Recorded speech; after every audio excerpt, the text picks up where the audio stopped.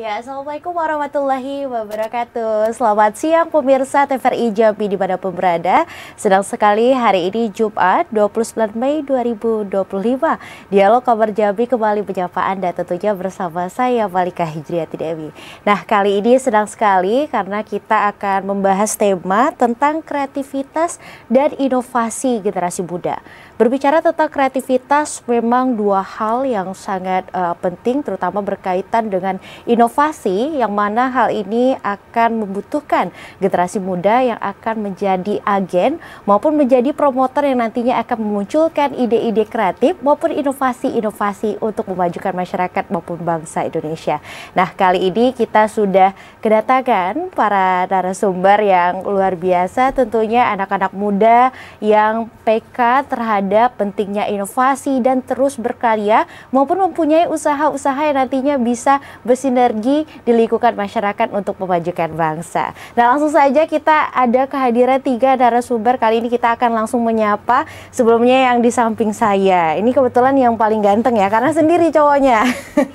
Nah, sebelumnya ini kita langsung kenalin aja pada pemirsa TVRI Jambi. Ada Bang, aku manggilnya Bang. Boleh ya. Kita manggilnya Bang Ihza Ramadan, seorang wirausaha muda. Kebetulan ini ada usahanya yaitu Opor Manisco. Halo, selamat siang Bang Ihza Ramadan. Halo. Gimana siang hari ini untuk suasana hatinya, ataupun sehat ya siang hari ini ya? Alhamdulillah sehat sih, kayak biasa aja udah. Oh, kayak biasa aja udah ya. Tadi kesini sama siapa Bang? Sendiri. Oh, sendirian aja, Iya. solo gitu ya? Oke, baik. Dan kebetulan juga ini yang gak kalah cantik dan cantik banget tentunya ya. Udah cantik, pengusaha muda, duh. Ini siapa ya jodohnya ya? Masya Allah.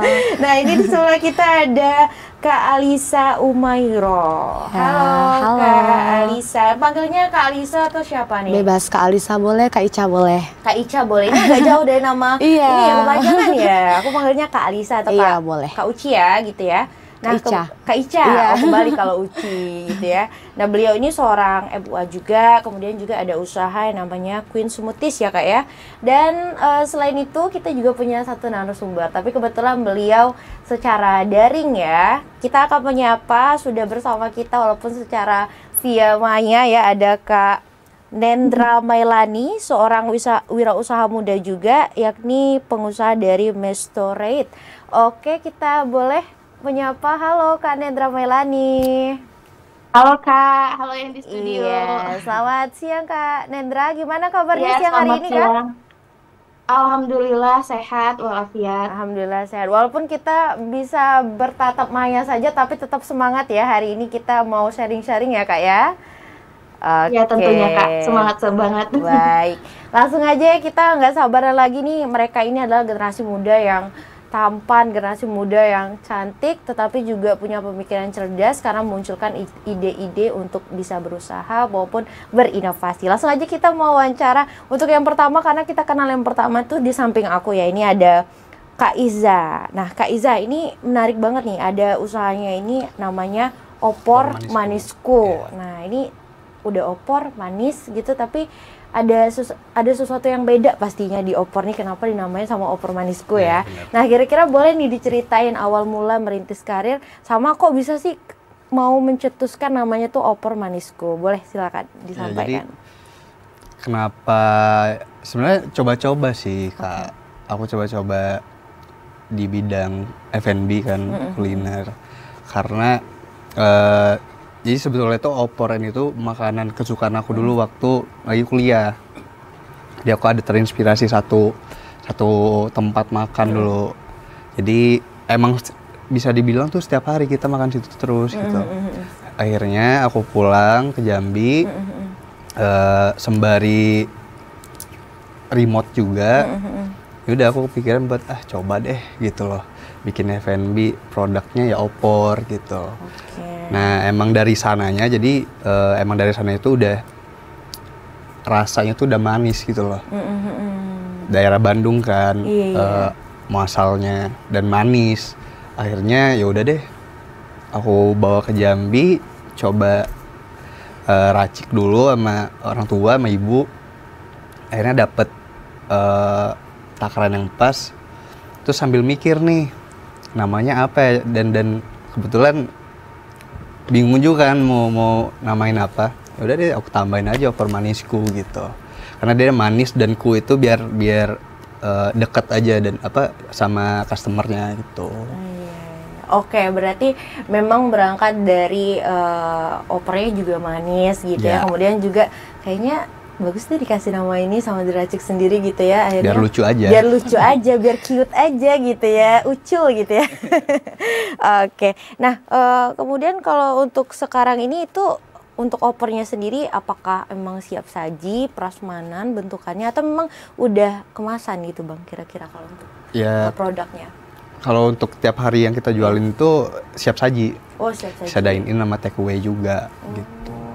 Kalau misalnya take away ya ada apa kemasan gitu. Oke, jadi semua orang bisa mencicipi opor ya tanpa ribet gitu ya. Bisa ada take away-nya juga karena biasanya kalau secara konvensional palingan aku biasanya makannya di acara kondangan kali ya, acara nikahan gitu ya. Ini kan sebuah inovasi loh, bisa take away. Nah, bisa dipesan di Gojek juga ya? Iya. Nah, tuh. Jadi anak muda nggak usah ribet lah nyari-nyari opor harus pergi ke kondangan, tapi bisa nih di opor manisku gitu ya. Oke. Nah, kita beralih nih ke yang cantik sebelahnya ya. Sama nih pertanyaannya. Ini ada MUA juga, penata rias. Nah, tapi juga di sela itu beliau ini pengusaha pemirsa, pengusaha Queen Smoothies. Wah, ini emang queennya dari smoothies kali ya, ratu dari smoothies gitu ya. Nah, boleh ceritain Kak, gimana sih caranya mulai karir awalnya dari penata rias, kemudian kok bisa kepikiran mau buat usaha lagi gitu ya? Aturan udah cukup aja di penata rias gitu ya. Oke, boleh silakan sampaikan untuk Kak. Terima kasih Kak Malika ya. Oke, sebelumnya sebenarnya kalau The Queen Smoothies itu baru-baru tahun ini ya. Baru tahun ini launchingnya. Untuk sebelumnya itu kalau di MUA-nya itu di tahun 2023. Tahun 2023 baru terjun ke dunia permakeupan atau sering yang kita sebut sekarang MUA ya, lebih gaulnya. Kemudian baru di tahun 2020 lebih awal kita launchingin produk The Queen Seblak ini. Jadi kalau dibilang The Queen Smoothies itu produk yang baru. Karena sebelumnya itu udah memulai produk-produk lainnya seperti itu. Terus kenapa sih namanya The Queen ya? Karena gimana ya, kalau The Queen karena saya perempuan kali, kalau cowok mungkin The King kali ya. Jadi karena saya perempuan, jadi saya namai dengan The Queen Seblak sama The Queen Smoothies seperti itu. Oh gitu, jadi memang kayaknya namanya cocok untuk cewek gitu. Iya benar. Intinya emang berangkat dari apa ya, pengalaman-pengalaman sama rasanya feel gitu ya, makanya bisa kecetus. Dan gimana sih Kak kok bisa mau munculin inovasi usaha gitu? Kan biasanya kalau anak-anak muda yang biasanya mereka udah punya pekerjaan yang udah satu aja. Itu kenapa sih bisa mau munculin, ada alasan apa sih yang membuat Kakak bisa membuat cabang-cabang usahanya gitu? Oke, kemarin itu kalau sama seperti Abang Iza ya, kemarin uji coba juga karena kan sebelumnya kita ngekos nih, terus juga perempuan nih kan sukanya nyemil, terus juga uji coba nih kayaknya di kosan seru deh bikin cemilan. Apa sih cemilan yang lagi viralnya? Nah kebetulan di tahun 2020 tuh lagi viral yang namanya seblak. Nah terus jadi kita launching kayaknya cocok deh ini, terus berawal dari kemasan yang bening. Nah uji coba terus delivery ke customer juga, terus ya udah setiap tahun kita kita atur untuk sertifikat halal segala macamnya, dan alhamdulillah sekarang udah launching produk ya dengan kemasan yang premium. Oke, berarti memang melihat situasi dan kondisi kira-kira apa sih yang hype di anak muda gitu ya, sesuai kondisi yang disukai anak-anak. Iya, sama juga tadi kayak Bang Iza, kalau sekiranya kita biasanya zaman dulu repot-repot buat opor, nah kalau sekarang udah inovasi bisa take away, jadi anak-anak muda juga bisa lebih praktis gitu ya, gitu. Jadi emang harus jadi anak muda yang peka nih pemirsa ya, kayak narasumber kita. Nah kita akan coba ngobrol juga sama Kak Nendra nih. Halo Kak Nendra. Halo, kenalin, nama aku Nendra Mailani, biasa dipanggil Mei Kak. Boleh. Oke, Kak Nendra. Iya, Kak Nendra, kita langsung ngobrol-ngobrol aja ya Kak Nendra ya. Iya. Oke, kalau Kak Nendra sendiri Kak, awal mula nih untuk bisa mencetuskan dari usahanya Mestorate ini seperti apa Kak? Boleh dijelaskan? Boleh, makasih ya Kak pertanyaannya dari Kak Malika ya. Iya. Kalau sebelumnya itu aku emang hobinya melukis dari kecil, hobi ke seni. Karena ngelihat potensi itu, aku mikir nih, ini kayaknya oke juga nih hobi jadi hobi yang dibayar gitu kan. Dimulai dari tahun 2020, aku coba-coba buat produk, melihat juga teman-teman kuliah yang kebingungan kalau nyari kado buat wisuda, buat ulang tahun. Jadi sejak dari itu aku mulai coba buat gambar gitu di akrilik, di bingkai gitu. Dan alhamdulillah banyak peminatnya. Dan untuk sekarang itu aku udah launching produk-produk terbaru yaitu mahar Kak, mahar. Jadi di Jambi ini kurang gitu mahar yang ada LED-nya. Jadi mahar yang bisa jadi lampu tidur. Jadi alhamdulillah peminatnya makin banyak Kak. Aku bersyukur banget sih. Gitu. Oke, baik Kak Nendra. Nah, kemudian untuk saat ini Kak Nendra untuk usahanya ini di Jambi ya Kak ya? Atau memang membuka cabang gitu ya, bisa dikirim ke luar provinsi atau seperti apa? Untuk strategi pemasarannya seperti apa ini Kak Nendra? Kalau untuk kemarin-kemarin, tahun kemarin itu di Jambi Kak, kita kan belum punya toko offline, jadi emang bisnisnya rumahan. Nah, kebetulan alhamdulillah tahun ini menikah, jadi ikut suami ke Bandung, Kabupaten Sumedang, Jawa Barat. Tapi kami tetap produksi karena kami melayani pengiriman ke wilayah seluruh Indonesia, aman. Oh, dijamin aman. Baik. Iya.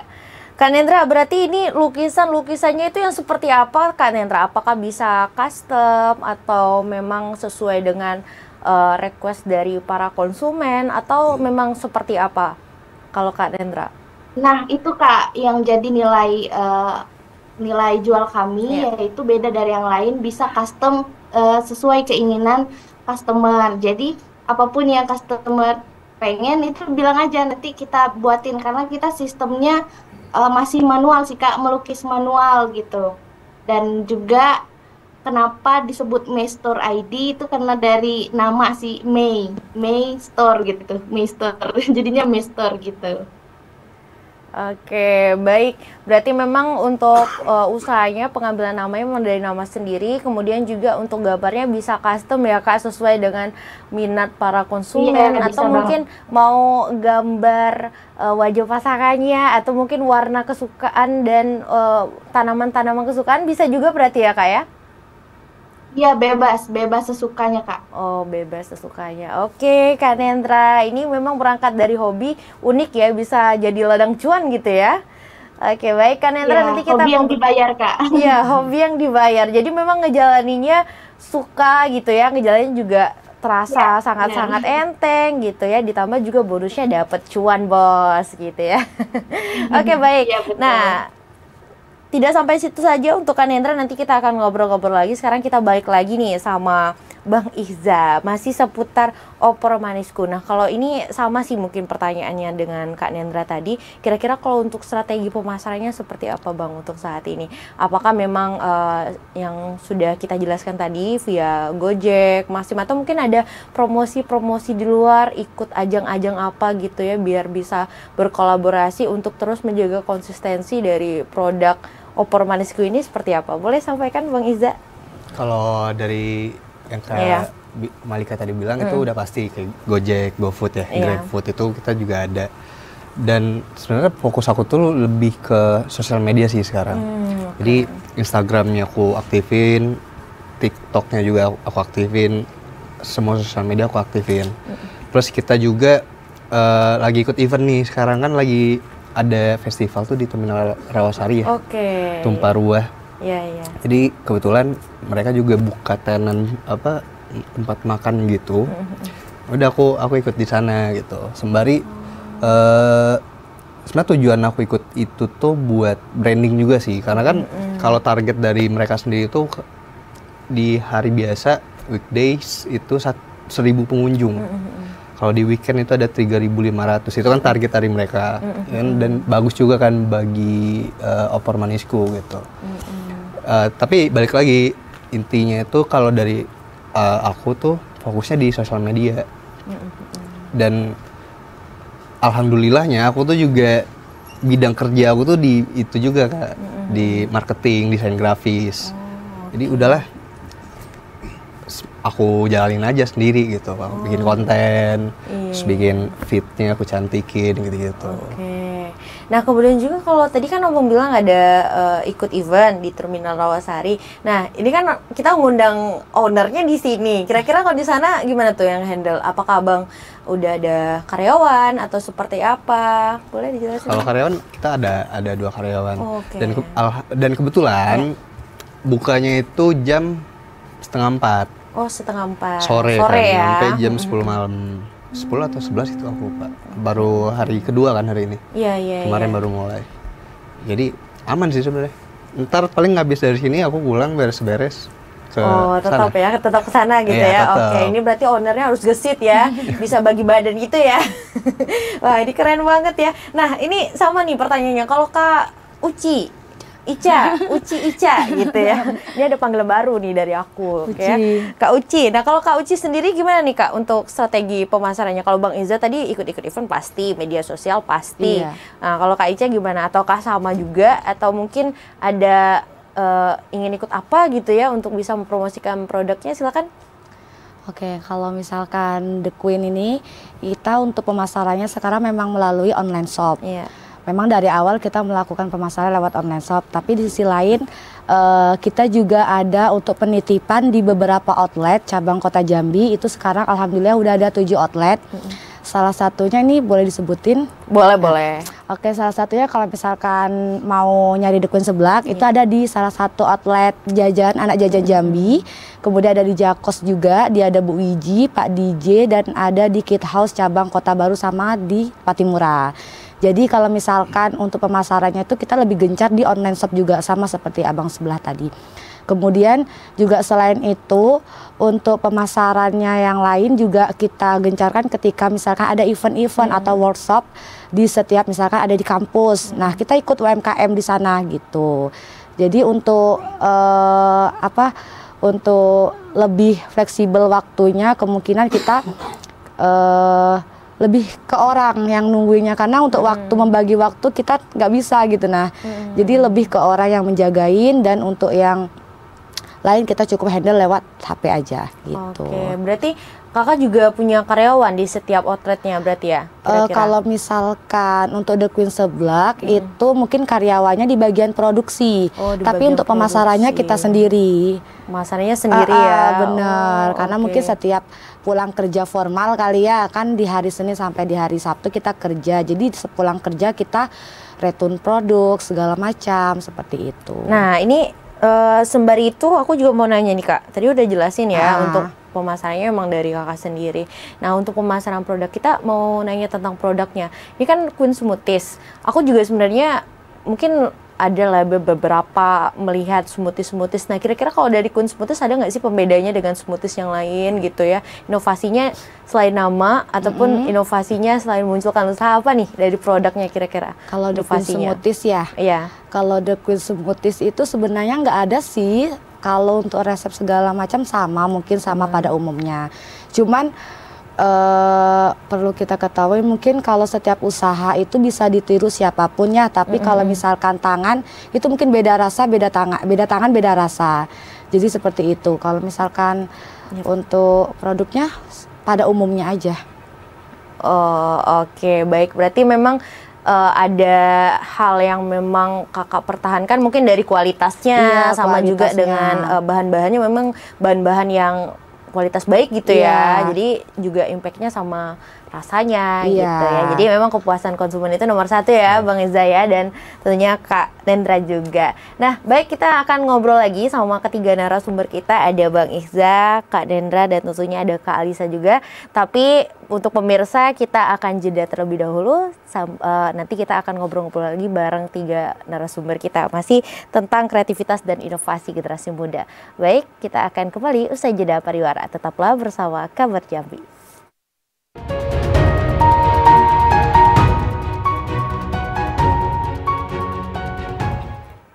Ya baik, terima kasih Anda masih menyaksikan Dialog Kabar Jambi. Tentunya hari ini kita akan membahas tentang inovasi-inovasi maupun kreativitas generasi muda yang mana memang konsentrasinya di bidang UMKM. Nah langsung aja nih kita mau ngobrol-ngobrol lanjut lagi, tentunya ini bareng Kak Nendra yang walaupun nggak hadir secara langsung tapi kita bisa menyapa via tatap maya.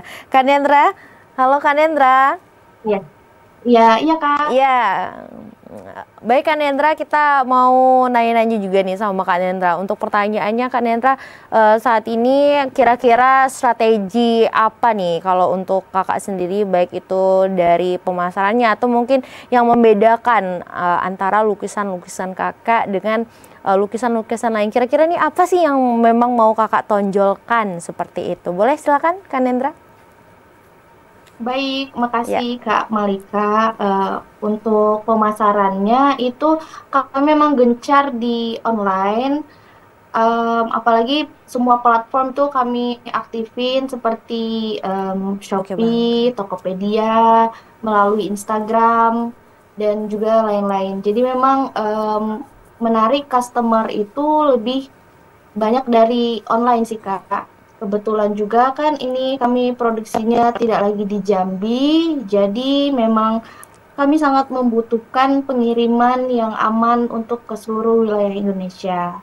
Dan juga kalau untuk pembeda dari yang lain, kenapa sih Master ID? Yaitu tadi Kak, kami mempertahankan produksi secara manual, juga memberikan pelayanan yang maksimal, juga untuk pembuatannya itu secara manual. Jadi customer itu bisa request sesuai keinginannya mereka. Seperti itu Kak. Nah kalau untuk saat ini Kak Nendra, lukisan yang paling banyak diminati itu kira-kira apa saja Kak Nendra? Boleh nih di-spill ke kita. Silakan Kak Nendra. Iya baik. Kalau untuk yang paling bestseller ya istilahnya paling diminati itu kado wisuda ya Kak. Kado wisuda, ucapan wisuda, ucapan buat ulang tahun, dan yang paling bestseller untuk tahun ini itu mahar Kak. Mahar. Jadi simbolis mahar yang untuk pernikahan seperti itu Kak. Oke, baik, memang untuk gambar-gambar yang diminati itu memang lebih ke seremonial ya Kak, acara-acara yang mungkin berkesan gitu ya Kak Nendra ya. Nah kemudian nih Kak Nendra, aku juga mau langsung tanya, kira-kira kalau untuk tantangan, bicara tentang tantangan itu pasti dihadapi ya, terutama pengusaha muda, pengusaha saat ini tuh pasti mereka punya tantangan tersendiri. Kalau dari Kak Nendra, apa aja tantangannya dan seperti apa nih Kakak bisa menghadapi tantangan tersebut? Silakan Kak Nendra. Baik, tentunya kalau berbicara tentang tantangan itu yang punya usaha ini bukan aku sendiri ya Kak, banyak banget yang sama, apalagi penggunaan teknologi juga bikin jadi tantangan gitu ya. Tapi di sini kami selalu berusaha optimis buat menjadi pembeda gitu, biar customer tetap pilihnya di sini, nggak ke lain hati, seperti itu. Oke, berarti apapun tantangannya pokoknya terabas aja ya, yakin aja, optimis dan berserah diri kepada Tuhan gitu ya. Luar biasa, ini memang mental-mental pengusaha tuh memang beda ya, mereka tuh memang tahan banting pokoknya apapun itu selagi memang di jalannya dan ngerasa yakin pokoknya tetap lanjut gitu ya Kak Nendra ya.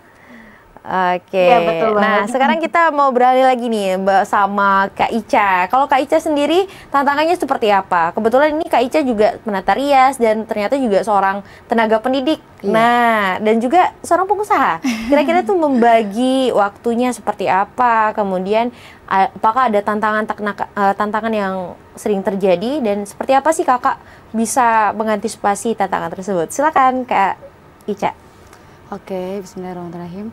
Kalau tantangan mungkin setiap Iya. pengusaha, setiap pekerjaan ataupun setiap apapun itu perlu tentu ada tantangannya masing-masing. Itu tergantung kita pribadi masing-masing ya. Itu bagaimana untuk mengatur waktu, bagaimana untuk menyinkronkan waktu kita, bagaimana untuk mengatur waktu antara bekerja yang formal dengan yang non formal, karena kalau bisa keduanya itu kita jalankan secara serentak gitu. Kalau untuk tantangannya mungkin di bagian waktunya Kak ya.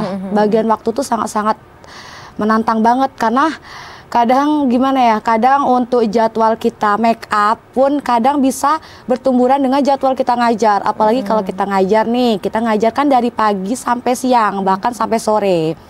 Nah, sedangkan kadang make up ini kan fleksibel ya waktunya ya.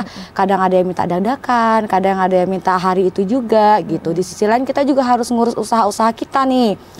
Jadi bener-bener waktu tuh tergantung di kitanya, gimana kita bisa mengatur waktu dengan sebaik mungkin. Ataukah kalau misalkan di saya pribadi ya, di kami pribadi, kalau untuk waktu make up mungkin bisa di tengah malam atau apa, karena kebiasaannya kan acaranya pagi, jadi bisa tengah malam. Kemudian untuk mengajar di pagi sampai siang hari sampai sore, kemudian di bagian sore kita bisa ngurus bisnis kita. Mungkin ada sebelah sama smoothies juga gitu Kak. Oke, baik. Berarti mungkin lebih ke tantangan waktunya berarti bener, ya Kak ya. karena waktu tuh bener-bener kayak gimana sih kalau bisa waktu tuh lebih dari 24 jam mungkin bisa kita atur. Wah, ini gitu. emang kalau kita ngobrol sama pengusaha, kalau memang semua waktu itu untuk usaha Iya, gitu ya, benar. emang beda ya. Oke, Ah. kalau selain waktu Kak, tantangan yang lainnya apa? Kira-kira mungkin pernah trial error mungkin ya, karena biasanya kalau untuk makanan itu ada ini ya, eksperimen Iya, biasanya benar. chef-chef kita ya. Nah, kalau Kak Ica gimana kalau selain waktu? Apalagi? Tantangan, kalau tantangannya di bagian makanan mungkin iya bener, expirednya itu Kak. Terus salah satunya juga tantangannya apa ya, kalau di bagian tendik ya. Kalau di bagian tendik mungkin tantangannya anak murid kali ya. Oh, oke. Karena bener-bener menguras tenaga kali ya. Iya, Cuma iya. ya kita jalani aja dengan happy, dengan semangat gitu. Betul. Karena apapun pekerjaan kita, sesuai apapun pekerjaan kita, kalau kita jalani dengan happy mungkin terasa lebih ringan Kak. Begitu. Berarti emang ada tantangan internal, eksternal. Berarti emang harus benar-benar kuat mental Iya, ya. Itu yang benar. penting ya. Ekstra banget gitu, Kak. Ekstra banget. Terus kalau untuk kejaga konsistensinya gimana Kak? Nah, ini menarik nih. Kalau kita bicara mental ya, mental health gitu. Biasanya kan pengusaha ini banyak sekali baik itu dari konsumennya, kita kan mau cari kepuasan konsumen, Iya, apalagi benar. anak-anak muda yang biasanya Gen Z ya. Gen Z itu labil gitu ya. Kadang juga ngerasa yakin nggak ya gitu ya. Nah, kalau dari Kakak sendiri gimana tuh biar ngejaga konsistensi usahanya untuk terus aja, ataukah memang sama nih tadi sama Kak Nendra katanya apapun itu pokoknya yakin aja gitu ya, Iya. pokoknya tekadnya. Kalau Kak Ica sendiri seperti apa? Sama mungkin Kak, kita Ya. harus konsisten, itu yang paling penting Kak ya. Apapun pekerjaan kita, di konsisten itu benar-benar. Meskipun kita harus ke sana, harus ke sini, tetap kalau misalkan ya gimana ya Kak ya, kalau dibilang capek mungkin capek kali ya gitu juga. Cuma lebih mempertahankan kualitas rasa dan bentuk juga gitu Kak. Seperti itu. Intinya walaupun capek tapi jangan pernah berhenti. Iya benar, gitu tetap terabas ya. aja terus Kak. Iya. wah, Bang Iza tuh, aduh ini cewek nih kayaknya nih laki nih gitu ya.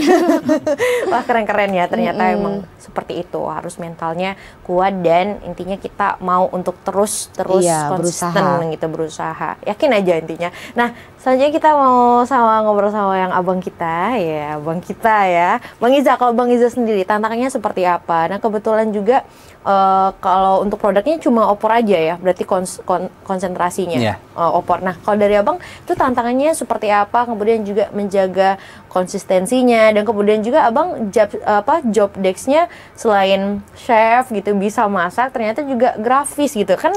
Dua hal tersebut biasanya kalau kita tuh udah jadi chef, udah jadi owner aja, nggak usah jadi grafis lagi, karena itu mungkin bisa dialihkan sama teman-teman yang lain, karena lumayan riuh juga ya. Nah, kalau dari Bang Iza sendiri seperti apa tuh manajemen waktu maupun mengantisipasi dari tantangan-tantangan tersebut? Silakan. Jujur sih, kalau misalnya masak itu ada orangnya, Kak. Oh, ada orangnya. Jadi aku emang hire satu buat masak gitu. Jadi tapi bisa masak? Bisa dikit. Oh, bisa dikit. Nggak apa-apa dikit tapi bisa gitu ya. Ya, jadi kebetulan tuh aku untungnya tuh punya seorang ibu yang support banget anaknya gitu loh. Aduh. Jadi emang kalau misalkan yang masak itu lagi bikin nih, itu selalu diawasin sama ibu. Oke. Ibu yang ngawasin, misalkan resepnya tuh sekian-sekian, ibu yang ngawasin. Paling aku tuh di bagian akhir, aku selalu cicipin kan. Setiap hari selalu aku cicipin. Kalau misalkan ada yang kurang dikit atau apa, itu aku langsung benerin. Apa tuh ya kira-kira yang kurang? Itu kalau opor itu dia di kuahnya udah pasti. Karena balik lagi ke yang tadi diobrolin kan, trial and error tuh aku selalu ada dari awal. Dari awal. Itu mungkin ada kali ya, aku 2 minggu. Kayak nggak konsisten. Rasanya karena ya? kuah itu susah banget ternyata. Kuah yang, aku kan santan tuh kalau opor. Kuah santan tuh susah. Ternyata susah banget. Bikin dan manage-nya itu loh. Benar. Jadi selama 2 minggu awal tuh, ya itu tantangan bagi aku tuh tersulitnya itu. Kadang ada satu hari misalkan hambar. Kadang juga santan itu kan dia mudah basi. Iya benar. Mudah pecah juga kan. Kalau udah pecah tuh teksturnya jelek. Nah, itu jadi PR aku juga kemarin, tapi akhirnya ngobrol-ngobrol, cari informasi, cari tahu,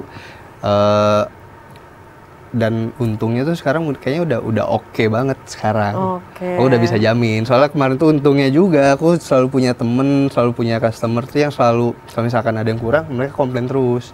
Dan sengaja aku tanya. Setiap mereka selesai makan atau gimana aku tanya, ada yang beda nggak atau apa nggak. Jadi itu jadi PR aku terus, jadi catatan aku terus. Nanti pulang ke rumah bilang ke ibu gitu. Dan iya sih kalau sekarang udah aman lah untuk segi kuah dan lain-lain. Kalau paling sih balik-balik bagi waktu ya. Oh iya. Soalnya kalau aku kan remote grafis. Kadang tuh kalau aku tuh malah bagi waktunya di opornya itu sore sampai jam 12 misalkan 12 malam.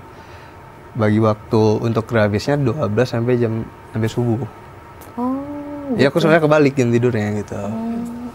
Karena mungkin udah kebiasa dari nggak tahu ya, ada anomali di luar sana tuh kalau bilang anak grafis tuh kerjanya malam gitu. Sebenarnya nggak juga, tapi nggak tahu kenapa akunya juga gitu. Oh iya gitu ya. Ya jadi paling bagi waktunya itu aja sih, nggak normal kayak orang-orang siangnya kerja, sedangkan aku kebalikannya, paling itu aja sih. Oh kayak gitu ya, intinya menjalanin seperti itulah ya, intinya dicocokin aja sama kalau memang capek ya istirahat gitu ya, nggak mungkin kerja terus ya Bang Iza ya. Wah ini keren, tapi selain itu kira-kira kalau untuk me time-nya, kira-kira kalau Bang Iza, ini kan udah capek tuh, nggak terlalu capek sih, lebih kepada mungkin ada di satu momen yang ngerasa kayaknya aku butuh nih me time gitu, apalagi pengusaha tuh banyak banget tuh entah itu tekanan dari konsumennya atau menghadapi yang seperti apa gitu ya, apalagi Abang juga bilang tadi 2 minggu ada trial error juga sampai di titik yang saat ini udah sangat bagus gitu ya. Nah kalau dari Bang Iza sendiri kalau ngisi me time-nya mungkin ada di satu sisi kayaknya aduh, ada nggak sih kepikiran kayak hari ini aku capek banget enggak lah ya jualan kayak gitu ya, kira-kira gimana tuh Bang Iza, ada nggak? Kalau dari Bang Iza sendiri? Kalau nggak jualan sih kayaknya enggak ya. Oh nggak ada? Nggak ada duit dong ntar. paling aku kalau me time ya nonton film. Oh nonton film. Dan juga tuh kadang bagi aku ngedesain itu me time-nya aku gitu. Kadang pun kalau misalnya lagi nggak ada kerjaan, ya udah aku ngedesain aja. Ngedesainnya juga untuk opor atau memang yang lain-lain? Buat aku sendiri aja gitu. Kayak misalnya lagi kepikiran apa gitu, coba deh gitu. Sembari belajar juga, ngasah ilmu lagi. Paling itu sih. Jadi aku emang paling main game lah. Kalau misalkan lagi senggang banget nih, udah main game gitu. Oh, main game. Berarti memang hobinya di grafis gitu ya. Kira-kira kalau untuk grafisnya itu dipublish atau memang untuk konsumsi pribadi itu, Bang? Kira-kira kalau untuk grafisnya? Aku kerja sekarang remote. Jadi ada gitu. Remote dari Jakarta, perusahaan game gitu. Ya udah aku ngerjain itu, desain grafisnya, content plan-nya, marketing, betul briefnya lagi ya. Semuanya aku yang handle.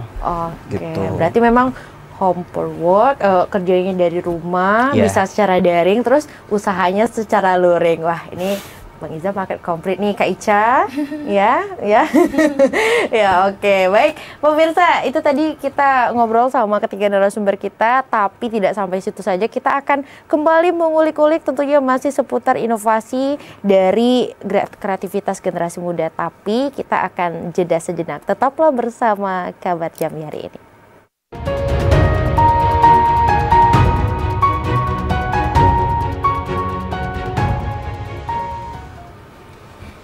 Ya baik, terima kasih pemirsa, Anda masih menyaksikan dialog Kabar Jambi hari ini, tentunya bersama saya Malika Hijriati Dewi. Nah, langsung aja kita masih ngobrol-ngobrol nih seputar inovasi kreatif dari generasi muda. Nah, kita langsung ngobrol lagi nih sama Kak Nendra. Halo Kak Nendra, Melani. Ya, halo Kak. Ya, Kak Nendra, ini aku mau nanya lagi nih Kak. Kalau dari usaha Kakak sendiri kan ini udah lumayan sangat-sangat luas ya peminatnya. Nah, untuk karyawannya Kak, kira-kira untuk saat ini ada berapa orang? Kemudian mungkin untuk kolaborasi dari usahanya seperti apa selain di media sosial? Kemudian ini kan mana tahu nanti ada karyawan, kira-kira rekrutmennya dari Kakak sendiri itu seperti apa kriterianya gitu? Boleh silakan Kak Nendra. Iya Kak, baik. Makasih ya Kak pertanyaannya. Kalau untuk karyawan itu saat ini ada yang bantu produksi sih Kak, 2 orang. Karena kalau lagi banyak banget peminat itu di 1 bulan misalnya bisa 4 atau 5 mahan, itu kan harus benar-benar ekstra gitu dalam 1 hari, harus kreativitasnya diasah banget. Jadi butuh diproduksi sih Kak. Kalau untuk promosi dan juga untuk handle pemasaran itu saya sendiri Kak yang handle.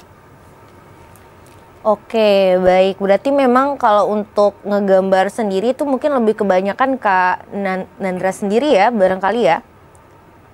Iya, betul. Oke, baik. Nah, kemudian kalau untuk Kak Nandra sendiri sih, kenapa sih Kakak memilih usaha ini? Kenapa yang nggak lain gitu?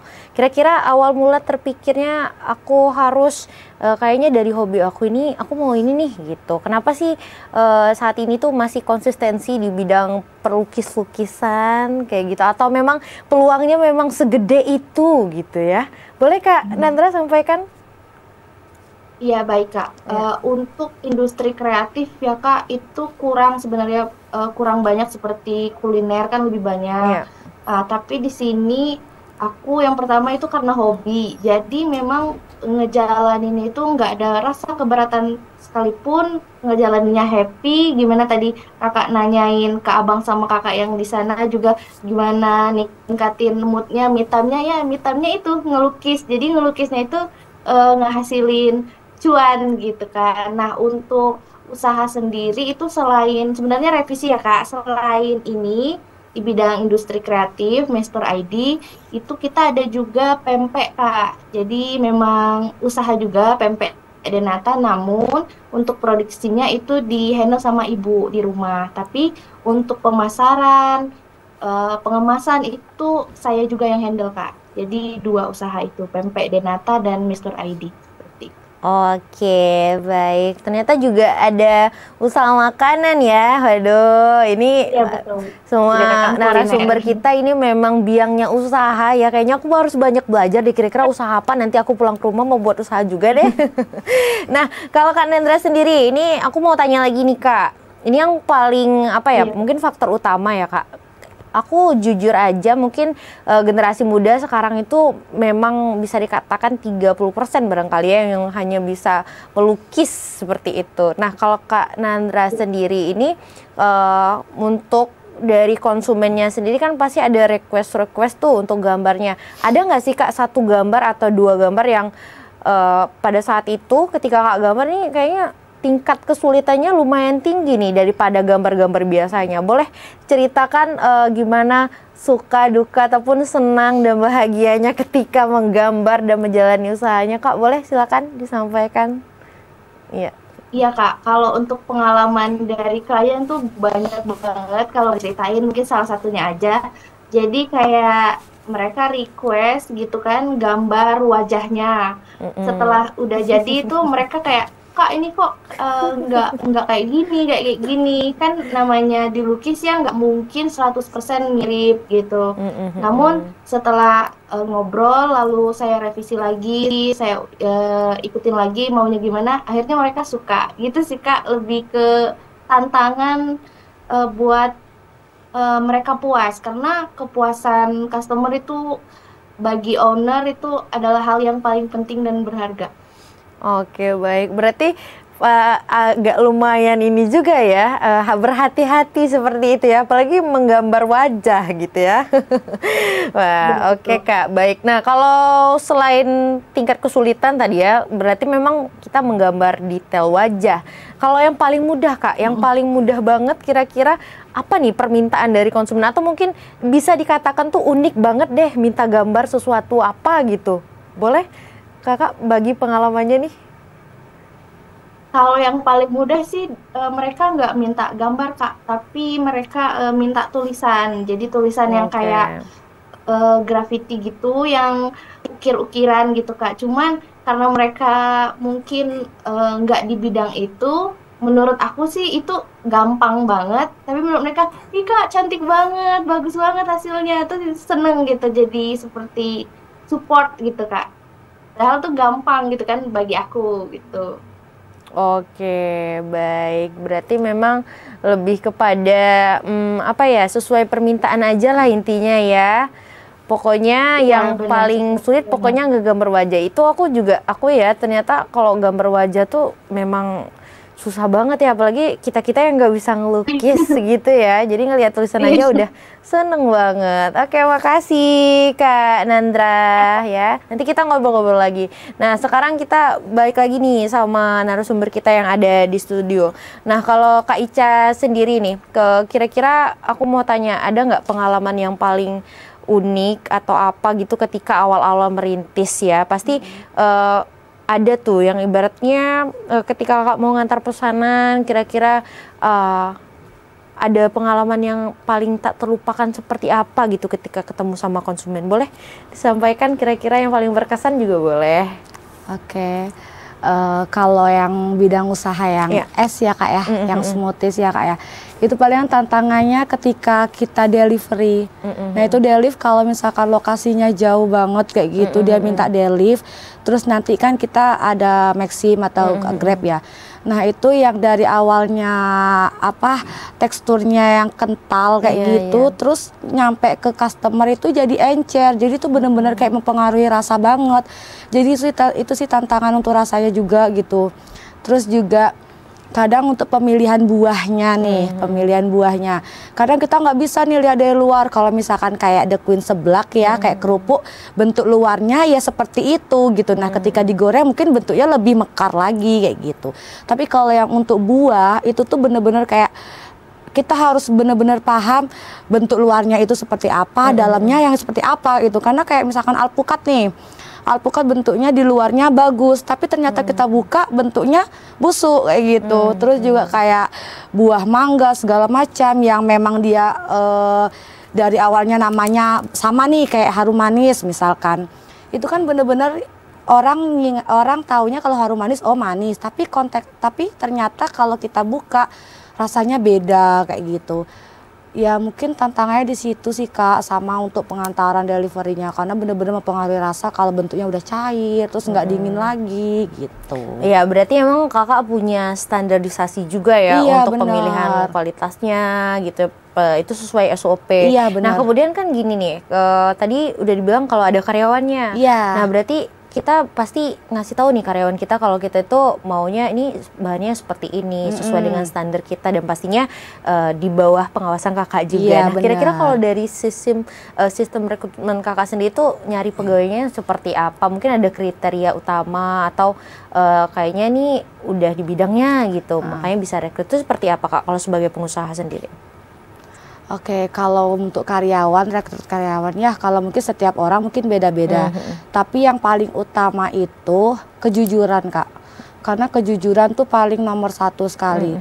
Terus juga meskipun kita punya karyawan, kita tetap handle juga, Kak. Kita nggak bisa, kalau jiwa kita pebisnis ya, Kak ya, meskipun kita punya karyawan sebanyak apapun, tetap kita harus terjun di bagian usaha itu juga.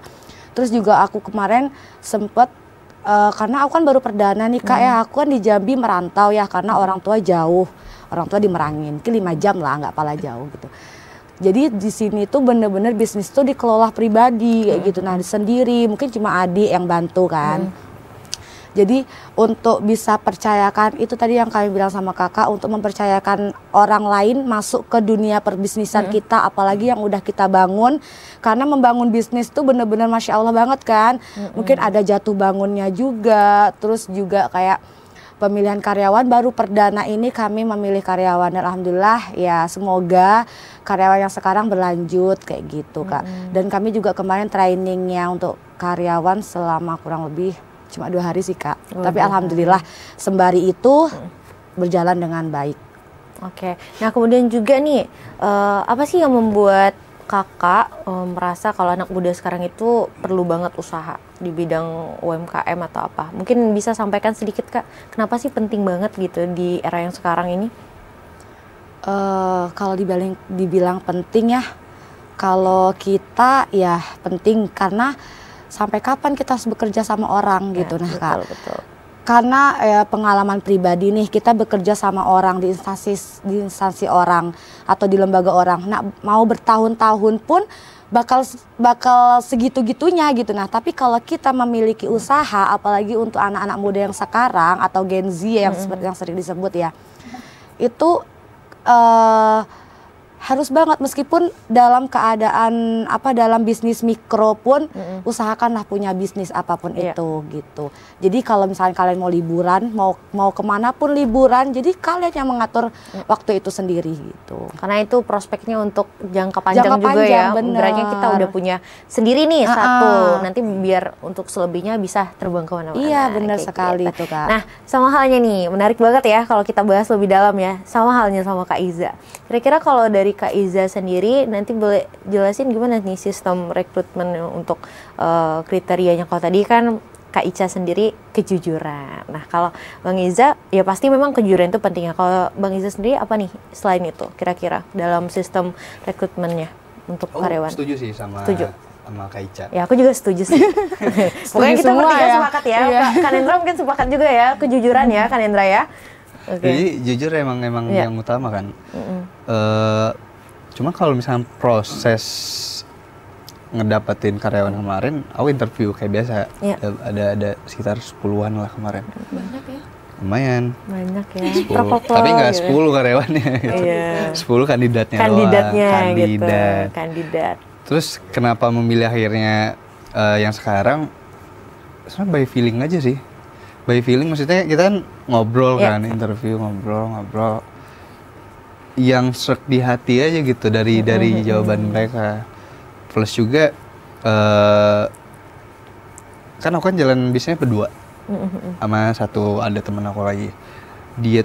Dia udah pengalaman lah, punya F&B tapi coffee shop. Nah, dia yang lebih banyak porsinya gitu untuk memilih, karena kan dia udah punya pengalaman nih.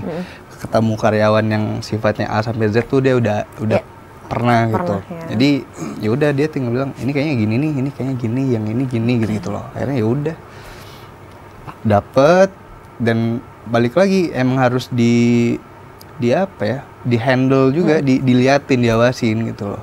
Karena kan sebenarnya yang paling resiko tuh di masalah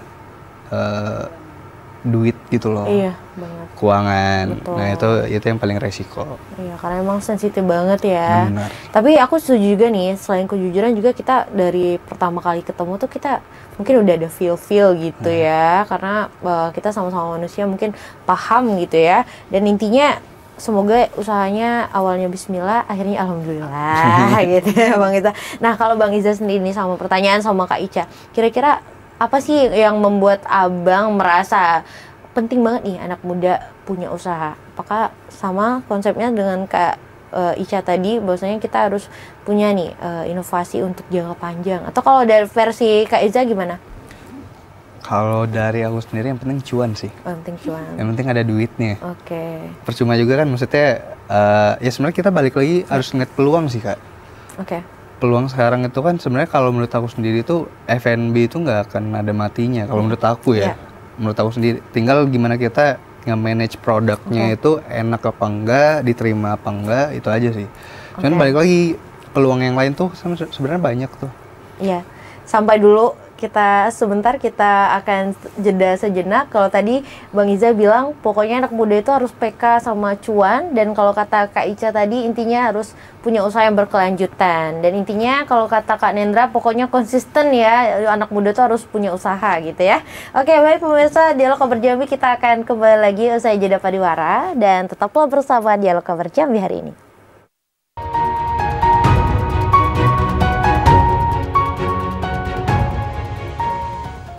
Ya baik pemirsa Dialog Kabar Jambi TVRI Jambi hari ini, senang banget kita akan kembali tentunya bersama narasumber kita, dan tidak terasa kita sudah di penghujung acara nih pemirsa. Langsung aja kita mau minta closing statement dari para narasumber kita.